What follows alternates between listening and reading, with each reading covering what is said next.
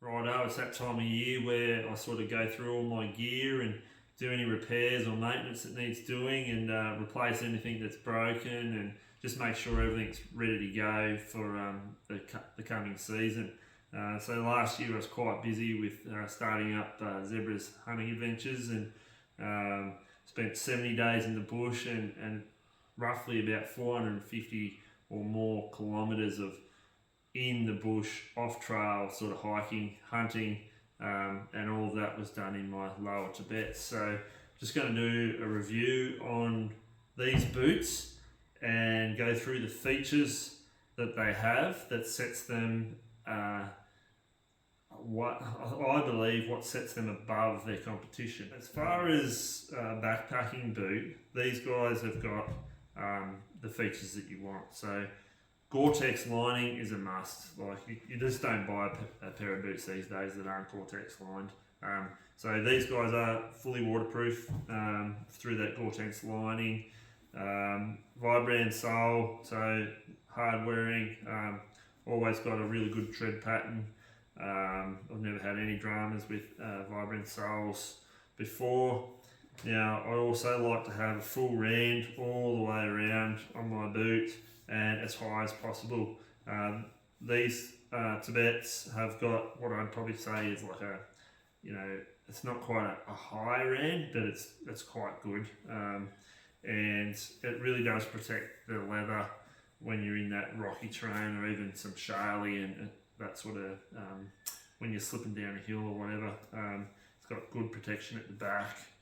Yeah, so I really like a rand on all my boots. A full rand. Some just have a toe rand, or some have just like a heel one, but this one goes all the way around, so that's a feature I really like. The Vibram sole, like I talked about. Now these boots are only 12 months old, but like I said, they did about 450 kilometres in the bush last year. If you work out that on the average bloke that's hunting, it's probably quite a few seasons worth of hunting, and the only real wear that I can see on these is that the rocky terrain that I hunt in predominantly is starting to round the edges off on the soles, but that's to be expected with that amount of Ks in 1 year. So still impressed with it. They've got a really aggressive heel hook sort of thing pattern, so when you are going down hills, that will really bite in, and it's quite an aggressive tread. So I've never really had any dramas in wet and slippery gullies, and that sort of mossy rock and that sort of thing. And also you got these big bars along here on the ball of your foot, I suppose, and then onto your toe, which, they are quite a stiff boot, but they do have a little bit, especially when you got, your body weight plus your pack, you will find that they will flex a little bit, nowhere near as much as a Ranger or the Elite Evos, but there's still just a little bit of give there, which increases the comfort level, but the stiffness also gives you that support that you want when you've got that pack on. They're a higher profile than your Ranger, so you're going to get a little bit more support there.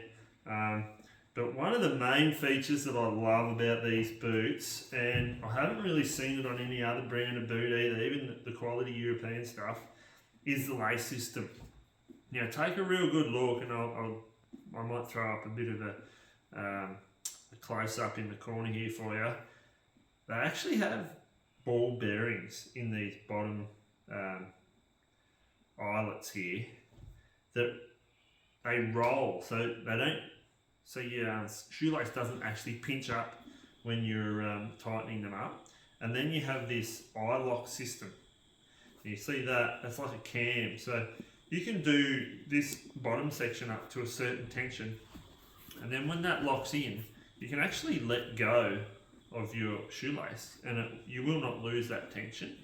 And then from there on, it's hooks, so you've got your middle hook there, which is sort of like, I don't know, pulling from further down, and then your top hooks, and obviously you've got your tongue hook there that keeps the tongue nice and straight, stops it bunching up off to the side on you and all the rest of it.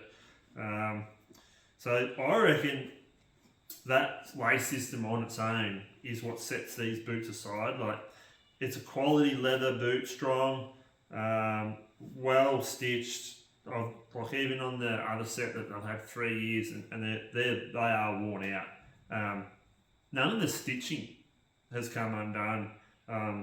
So I can attest to the quality of the stitching on these boots. The only thing that I seem to be able to wreck on these boots is I wear out the soles, and because I've got a bit of a gimpy knee, I tend to drag my left foot toe over logs and rocks and stuff, so I do tend to wear the leather on the left toe, but after a year here you can hardly see any damage because of that rand does protect it quite a fair bit.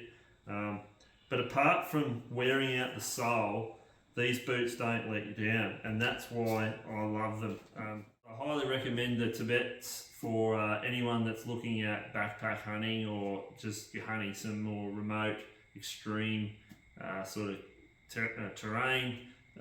These boots are a level above the Ranger, so they will give you that added extra support, stiffer sole for carrying a heavier weight.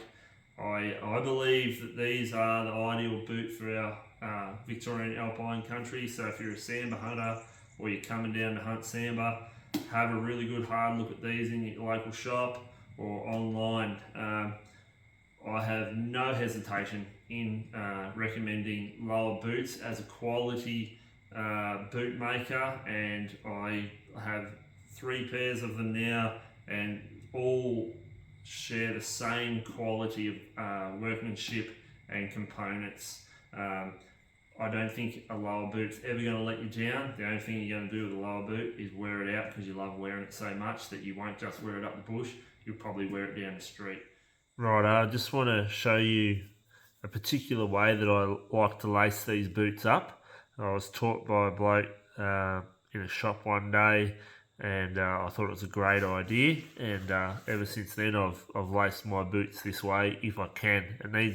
You need to have a specific sort of boot to be able to do it, but with a boot like this is how I lace them. So with the roller setup and the cams, you can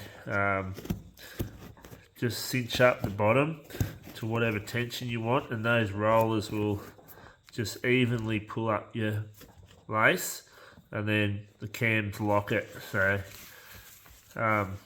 it'll hold tension. Then you go to this next hook, and here's the trick. Start at the top. Now I've also locked in the tongue. Now 2 wraps. Now the reason why I do it like that is because with the knot down here, this is the only place I can lose tension down. The cam lock's keeping that tight, and this top up here is keeping tight. The only place I can lose tension is on this knot here, but because I've done a double wrap, it'll stay there. And then I always do double knot like that. And then my gaiters go in, and I'll tuck my shoelaces up like this. Usually I sort of put them there, and then I'll put my gaiter on.